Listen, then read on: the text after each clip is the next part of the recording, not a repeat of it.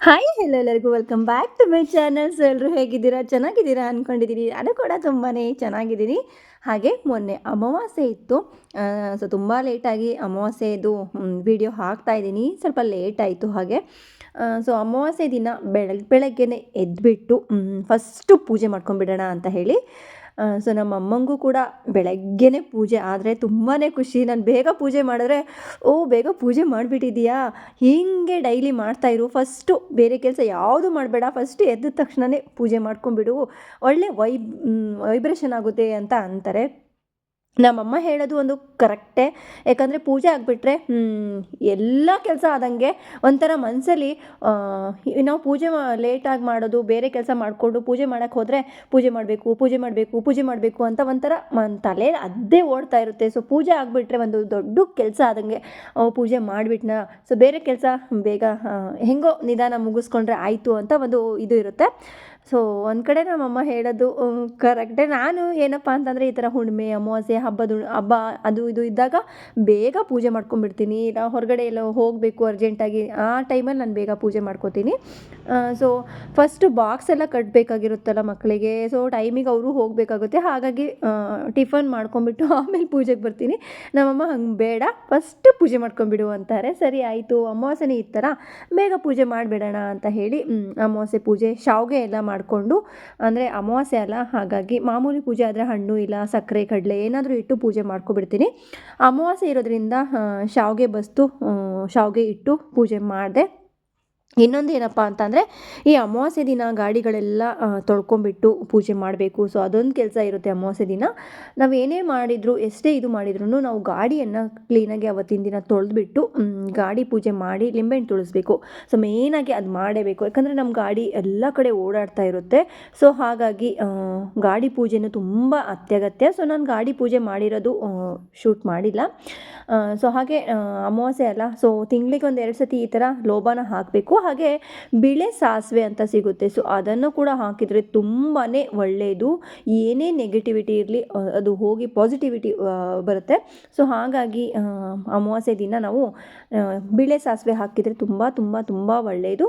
ಹಾಗೆ ಪೂಜೆ ಎಲ್ಲ ಆಯಿತು. ಇವಾಗ ದೋಸೆ ಹಾಕಿದ್ದೆ. ಸೊ ಏನಾದರೂ ಈ ಥರ ಬೇಗ ಪೂಜೆ ಗೀಜೆ ಇದ್ದರೆ, ಇಡ್ಲಿ ದೋಸೆ ಆದರೆ ಚೆಂದ ಬೇಗ ಆಗಿಬಿಡುತ್ತೆ. ಹಾಗೆ ಇನ್ನೊಂದು ಏನಪ್ಪ ಅಂದರೆ, ಅಮಾವಾಸ್ಯೆ ದಿನ ನಾವು ರೊಟ್ಟಿ ಹಾಕೋದಿಲ್ಲ, ಜೋಳದ ರೊಟ್ಟಿ ಅಂತೂ ಹಾಕೋದೇ ಇಲ್ಲ. ಸೊ ತಪ್ಪಿ ಹಾಕಿದರೂ ಅಮ್ಮ ಅಂತೂ ಬೈತಾರೆ.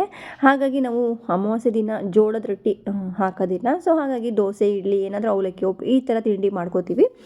ದೋಸೆ ಆದರೆ ಬಾಕ್ಸಿಗೂ ಕಟ್ಕೊಂಡು ಹೋಗ್ತಾರೆ, ಹಾಗಾಗಿ ದೋಸೆ ಹಾಕಿಬಿಟ್ಟೆ. ಉಪ್ಪಿಟ್ಟು ಅಂದರೆ ಬೇಡ ಅಂತಾರೆ. ಅದು ಕೆಲವೊಂದು ಟೈಮ್ ತೊಗೊಂಡು ಹೋಗ್ತೀನಿ ಅಂತಾರೆ, ಕೆಲವೊಂದು ಟೈಮ್ ತೊಗೊಂಡು ಹೋಗೋದೇ ಇಲ್ಲ. ಉಪ್ಪಿಟ್ಟು ಮನೇಲಿ ಇದ್ರೇ ತಿನ್ನೋದು ಕಷ್ಟ.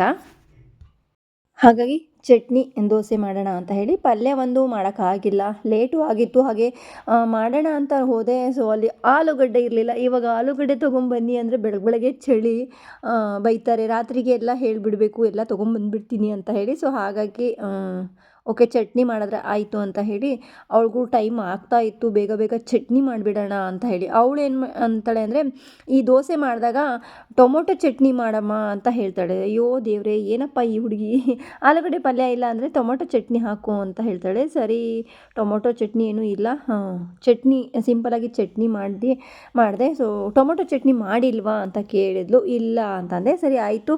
1-2 ದೋಸೆಗೆ ದೋಸೆ ಮಾಡಿದಾಗ ಅವಳ ಫ್ರೆಂಡಿಗೆ ಒಂದು ಬಾಕ್ಸ್ ತೊಗೊಂಡೋಗ್ತಾಳೆ. ಯಾಕಂದರೆ ಅವಳ ಫ್ರೆಂಡು ದೋಸೆ ತುಂಬ ಇಷ್ಟ ಅಂತೆ, ಗೋಧಿ ದೋಸೆ, ಏನೇ ದೋಸೆ ಆಗಲಿ ದೋಸೆ ತುಂಬ ಇಷ್ಟ ಅಂತ ಹೇಳಿ ಅವಳ ಫ್ರೆಂಡಿಗೆ ಒಂದು ಬಾಕ್ಸ್ ತೊಗೊಂಡೋಗ್ತಾಳೆ. ಸರಿ, ದೋಸೆ ಹಾಕ್ತೀನಲ್ಲ ಅದ್ರ ಮೇಲೆ ಒಂದು ಸ್ವಲ್ಪ ಖಾರದ ಪುಡಿ ಕೂಡ ಹಾಕಿ, ಅವಳಿಗೆ ತುಂಬ ಇಷ್ಟ. ಚಟ್ನಿ ಇಲ್ಲದಾಗ, ಅಂದರೆ ಚಟ್ನಿ ಇದ್ದರೆ ಏನು ಇಲ್ಲದೇ ಇದ್ದರೆ ಏನು, ದೋಸೆ ಮೇಲೆ ಒಂದು ಸ್ವಲ್ಪ ಖಾರದ ಪುಡಿ ಹಾಕ್ಕೊಂಡು, ತುಪ್ಪ ಹಾಕ್ಕೊಂಡು ಅದನ್ನು ಫೋಲ್ಡ್ ಮಾಡ್ಕೊಂಡು ತಿಂದರೆ ಚೆನ್ನಾಗಿರುತ್ತೆ ಅಂತ ಹೇಳಿ ಆ ಥರ ತಿಂತಾಳೆ. ಬಟ್ ನಾನು ತಿನ್ನೋದಿಲ್ಲ, ನಂಗೆ ಚಟ್ನಿ ಪಲ್ಯ ತುಂಬ ಇಷ್ಟ ನನಗೆ. ಸೊ ಅವಳಿಗೆ ನೋಡೋಣ, ಅದು ಹೇಳಿದರೆ ಅದು ಹಾಕ್ಕೊಡೋಣ ಅಂತೇಳಿ ಬೇಗ ಬೇಗ ಬೇಗ ಚಟ್ನಿ ಮಾಡ್ಕೋತಾ ಇದ್ದೆ.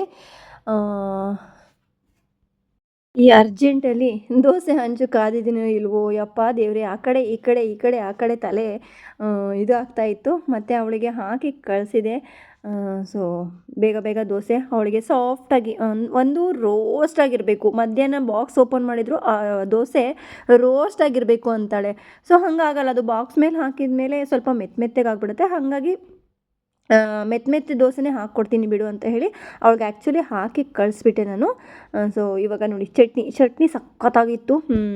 ಹಾಗೆ ದೋಸೆ ಹಿಟ್ಟು ಸ್ವಲ್ಪ ಚಳಿಗೆ ಬೇಗ ಇದು ಆಗಲ್ಲ, ಆದ್ರೂ ದೋಸೆ ಮಾತ್ರ ಸಖತ್ತಾಗಿ ಬಂದಿತ್ತು. ಇನ್ನು ನನ್ನ ಮಗಳಿಗೆ ಅರ್ಜೆಂಟಲ್ಲಿ ದೋಸೆ ಹಾಕಿ ಕಳಿಸಿದ್ದೆ, ಎಷ್ಟು ಚೆನ್ನಾಗಿತ್ತು ಫ್ರೆಂಡ್ಸ್. ಅದಕ್ಕೆ ಸ್ವಲ್ಪ ಖಾರದ ಪುಡಿನೂ ಕೂಡ ಹಾಕಿ ತುಪ್ಪ ಎಲ್ಲ ಹಾಕಿ 2 ಬಾಕ್ಸ್ ಅವಳು ತೊಗೊಂಡು ಹೋಗಿರೋದು ದೋಸೆ ಫ್ರೆಂಡಿಗೆ ಅವಳಿಗೆ. ಸೊ ಪ್ರತಿ ಸಲನೂ ದೋಸೆ ಮಾಡಿದಾಗ ತೊಗೊಂಡು ಹೋಗ್ತಾಳೆ ಇಷ್ಟ ಅಂತ ಹೇಳಿ. ಇಲ್ಲಿ ನೋಡಿ ಈ ಥರ ನಾನು ಖಾರದ ಪುಡಿ ಸ್ವಲ್ಪ ಇದು ಹಾಕಿ ಅದಕ್ಕೆ ಸ್ವಲ್ಪ ತುಪ್ಪ ಹಾಕ್ಬಿಡ್ತೀನಿ. ಇಲ್ಲ ಬೆಣ್ಣೆ ಇದ್ದರೆ ಬೆಣ್ಣೆ ಕೂಡ ಹಾಕ್ತೀನಿ. ಬೆಣ್ಣೆ ಇದ್ದರೆ ಸಖತ್ತಾಗಿರುತ್ತೆ ದೋಸೆನೂ. ಇಲ್ಲಪ್ಪ ಬೆಣ್ಣೆ ಇಲ್ಲ ಅಂತ ಅಂದಾಗ ತುಪ್ಪ ಹಾಕ್ಕೊಂಬಿಡ್ತೀನಿ. ಚೆನ್ನಾಗಿರುತ್ತೆ. ಮಕ್ಕಳು ನನ್ನ ಮಗನೂ ಕೂಡ ಅಷ್ಟೇ, ಅವನು ತಿಂತಿರಲಿಲ್ಲ. ಇವಳು ತಿನ್ನೋದು ನೋಡಿ ಒಂದು ಸರ್ತಿ ತಿಂದು ನೋಡಿದಾಗ ನನಗೂ ಅದೇ ಥರ ಹಾಕ್ಕೊಡಮ್ಮ ಅಂತ ಹೇಳ್ತಾನೆ. ಸೊ ಈ ಥರ ಹಾಕ್ತೀನಿ. ನನಗೆ ಪೂಜೆನೂ ಆಯಿತು, ತಿಂಡಿನೂ ಆಯಿತು. ಗಿಣ್ಣದ ಹಾಲು ತೊಗೊಂಡಿದ್ದೀನಿ. ಗಿಣ್ಣದ ಹಾಲಿಗೆ ಒಂದು ಅರ್ಧ ಲೀಟ್ರು ಹಾಲು ತೊಗೊಂಡಿದ್ದೀನಿ ನಾನು. ಹಾಗೆ ಬೆಲ್ಲ, ಏಲಕ್ಕಿ ತೊಗೊಂಡಿದ್ದೀನಿ. ಸೊ ಇವಾಗ ಬೆಲ್ಲವನ್ನು ಜಜ್ಕೊಂಡು ಇದಕ್ಕೆಲ್ಲ ಮಿಕ್ಸ್ ಮಾಡ್ಕೊಳ್ಳೋಣ. ಸೊ ತುಂಬ ಚೆನ್ನಾಗಿರುತ್ತೆ ಗಿಣ್ಣ ಅಂತ ಅಂದರೆ. ಮನೆಯಲ್ಲಿ ಮಕ್ಕಳಿಗೂ ತುಂಬಾ ಇಷ್ಟ, ನನಗೂ ಅಷ್ಟೇ ತುಂಬಾ ಇಷ್ಟ. ಸೊ ಹಾಗಾಗಿ ಜಾಸ್ತಿ ಮಾಡು ಅಂತ ಹೇಳ್ತಾ ಇದ್ದಾರೆ ಮಕ್ಕಳು. ಇವಾಗ ಮಾಡ್ತಾಯಿದ್ದೀನಿ, ಬನ್ನಿ ಹೇಗೆ ಮಾಡೋದಂತ ತೋರಿಸ್ತೀನಿ. ನೋಡಿ ಬೆಲ್ಲ ಜಜ್ಕೊಂಡು ಇಟ್ಕೊಂಡಿದ್ದೀನಿ. ಇವಾಗ ಇದಕ್ಕೆ ಮಿಕ್ಸ್ ಮಾಡ್ಕೊಳ್ಳೋಣ ಬೆಲ್ಲನ.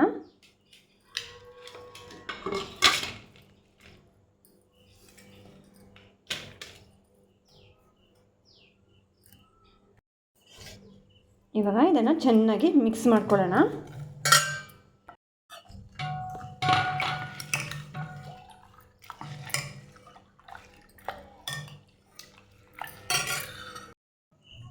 ಚೆನ್ನಾಗೆಲ್ಲ ಮಿಕ್ಸ್ ಆಗಿದೆ.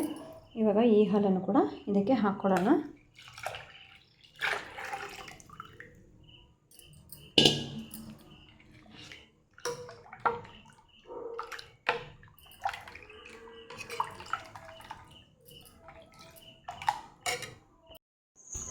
ನೋಡಿ ಎಲ್ಲ ಚೆನ್ನಾಗಿ ಮಿಕ್ಸ್ ಆಗಿದೆ. ಇವಾಗ ಬೆಲ್ಲ ಹಾಕಿರ್ತೀನಲ್ಲ, ಸೊ ಬೆಲ್ಲದಲ್ಲಿ ಕೆಲವೊಂದು ಟೈಮು ಗಲೀಜಿರುತ್ತೆ. ಸೊ ಹಾಗಾಗಿ ಒಂದು ಸತಿ ಸೋಸ್ಕೊಂಡಿಲ್ಲ ಅಂದರೆ ಸಮಾಧಾನ ಆಗಲ್ಲ. ಇವಾಗ ಒಂದು ಪಾತ್ರೆಗೆ ನಾನು ಸೋಸ್ಕೊತಾ ಇದ್ದೀನಿ.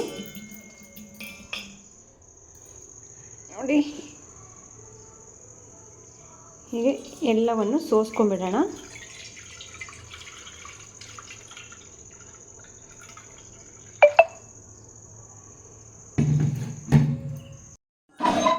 ನೋಡಿ ಎಲ್ಲ ಸೋಸ್ಕೊಂಡು ತೆಗೆದೆ. ಇವಾಗ ಲಾಸ್ಟಿಗೆ ನಾನು ಏಲಕ್ಕಿ ಪುಡಿ ಹಾಕ್ಕೊಂಡು ಚೆನ್ನಾಗಿ ಮಿಕ್ಸ್ ಮಾಡ್ಕೊಳ್ತೀನಿ.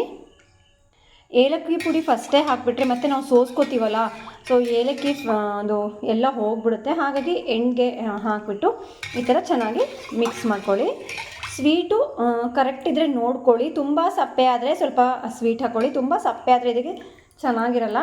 ಸೊ ನಾನು ಸ್ವೀಟ್ ನೋಡಿದೆ, ಪರ್ಫೆಕ್ಟಾಗಿ ಇದೆ. ಮಕ್ಕಳಿಗಂತೂ ಸಿಕ್ಕಾಪಟ್ಟೆ ಇಷ್ಟ ಗಿಣ್ಣದ ಹಾಲು. ನನಗೂ ಅಷ್ಟೇ ತುಂಬ ಇಷ್ಟ ಗಿಣ್ಣ. ಸೊ ಅವತ್ತಿನ ದಿನ ಶಾವಿಗೆ ಕೂಡ ಮಾಡಿದ್ದೆ ಅಮಾವಾಸ್ಯೆ ಪೂಜೆ ಅಂತ ಹೇಳಿ. ಹಾಗೆ ಗಿಣ್ಣನೂ ಕೂಡ ಮಾಡಿದ್ರೆ ಒಂದು ಸ್ವೀಟ್ ಆಗುತ್ತೆ ಅಂತ ಹೇಳಿ ಮಾಡಿದೆ. ಪಾತ್ರೆಗೆ ಒಂದು ಸ್ವಲ್ಪ ನೀರು ಹಾಕಿ ಒಂದು ಸ್ಟ್ಯಾಂಡ್ ಹಾಕಿ ಆ ಪಾತ್ರೆ ಮೇಲೆ ಇಟ್ಬಿಡ್ತೀನಿ. ಸೊ ಅದು ತಟ್ಟೆ ಮುಚ್ಚಿ ಅದಕ್ಕೆ ಕರೆಕ್ಟಾಗಿ ನೋಡಿ, ತಟ್ಟೆ ಸ್ವಲ್ಪ ಸಣ್ಣದಾಯಿತು. ಆಮೇಲೆ ತಟ್ಟೆ ಮುಚ್ಚಿಬಿಟ್ಟು ಅದಕ್ಕೆ ಮೇಲ್ಗಡೆ ಪರ್ಫೆಕ್ಟಾಗಿ ಕುತ್ಕೋಬೇಕು, ಆ ಥರ ಏನಾದರೂ ಮುಚ್ಚಿಬಿಡ್ತೀನಿ. ಸೊ ಫಸ್ಟು ನಾನು ಲೋ ಫ್ಲೇಮಲ್ಲೇ ಇಟ್ಕೊಂಡ್ಬಿಟ್ಟು ಚೆನ್ನಾಗಿ ಇದನ್ನು ಬೇಯಿಸ್ಕೊತೀನಿ.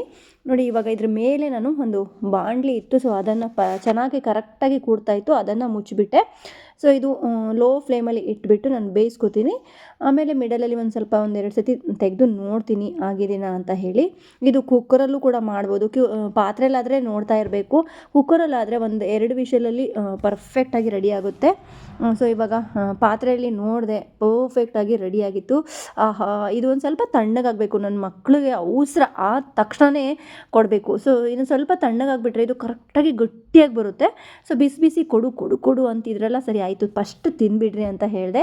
ಸಖತ್ತಾಗಿತ್ತು ಸ್ವೀಟು, ಆ ಟೇಸ್ಟು ಎಲ್ಲ ಚೆನ್ನಾಗಿತ್ತು. ಸೊ ಇದಾಗುತ್ತೆ ಇವತ್ತಿನ ಈ ವಿಡಿಯೋ ನಿಮ್ಮೆಲ್ಲರಿಗೂ ಇಷ್ಟ ಆಗಿದೆ ಅಂದ್ಕೊಳ್ತೀನಿ ಫ್ರೆಂಡ್ಸ್. ಇಷ್ಟ ಆದರೆ ಗೊತ್ತಿದ್ದೀರಾ, ಲೈಕ್ ಮಾಡಿ, ಶೇರ್ ಮಾಡಿ, ಸಬ್ಸ್ಕ್ರೈಬ್ ಮಾಡೋದನ್ನು ಮರಿಬೇಡಿ. ತಪ್ಪದೆ ಬೆಲ್ಲೈಕನ್ನ ಪ್ರೆಸ್ ಮಾಡಿ. ಹಾಗೆ ನಿಮ್ಮ ಫ್ರೆಂಡ್ಸ್ ಆ್ಯಂಡ್ ಫ್ಯಾಮಿಲಿಗೂ ಕೂಡ ಶೇರ್ ಮಾಡಿ. ಓಕೆ, ಮತ್ತೆ ಹೊಸ ವಿಡಿಯೋ ಜೊತೆಗೆ ನಿಮ್ಮೊಂದಿಗೆ ಸಿಗ್ತೀನಿ. ಬಾಯ್ ಬಾಯ್ ಫ್ರೆಂಡ್ಸ್, ಟೇಕ್ ಕೇರ್.